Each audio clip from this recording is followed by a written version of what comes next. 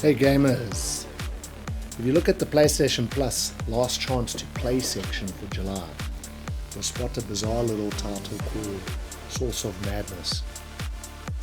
It's a gothic side-scrolling rogue-lite where the monsters are literally animated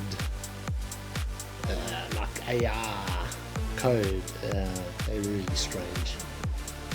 Now, as someone who loves grinding out punishing roguelites like Hades and Returnal, or uncovering that weird inscription card game, I saw this ticking clock and thought, can I platinum this before it leaves the service?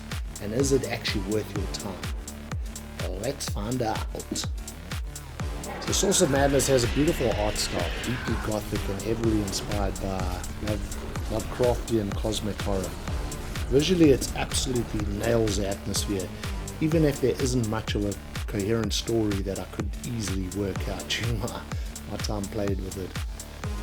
On paper, the game offers incredible variety.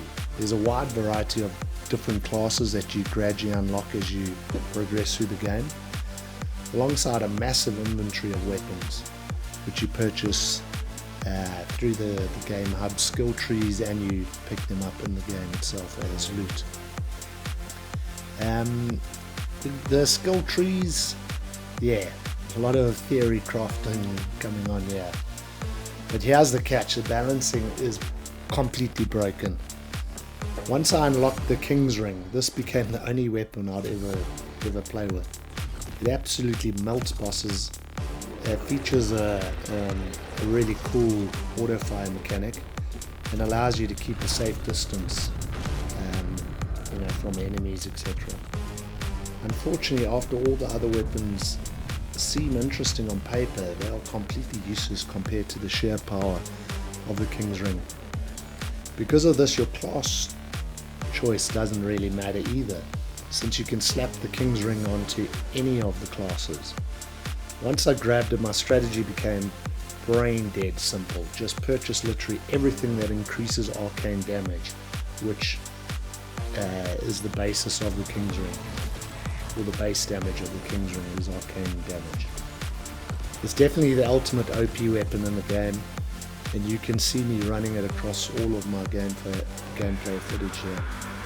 However, simply breaking the game's balance and finishing the campaign is not enough to walk away with the platinum here. The developers named the game Source of Madness, but after this weekend I don't think they were talking about Lovecraftian lore. I think they were referring to the absolute insanity of trying to farm 10,000 kills and 300 blue orbs over a single weekend before PlayStation pulls the plug on this game. The blue orbs, they're called even stars, can only be obtained by hunting down mini bosses and main bosses.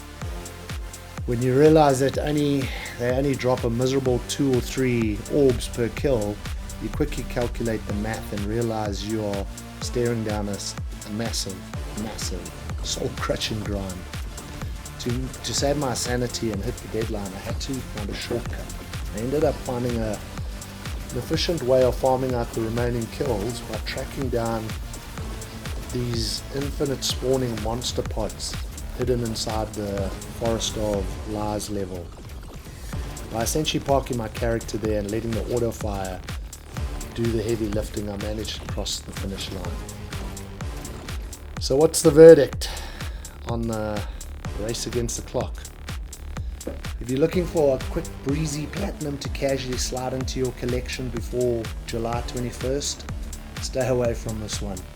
But if you want a trophy that feels like a genuine badge of honor, and you have a weekend to spare to break the game with arcane damage, drink from the Source of Madness.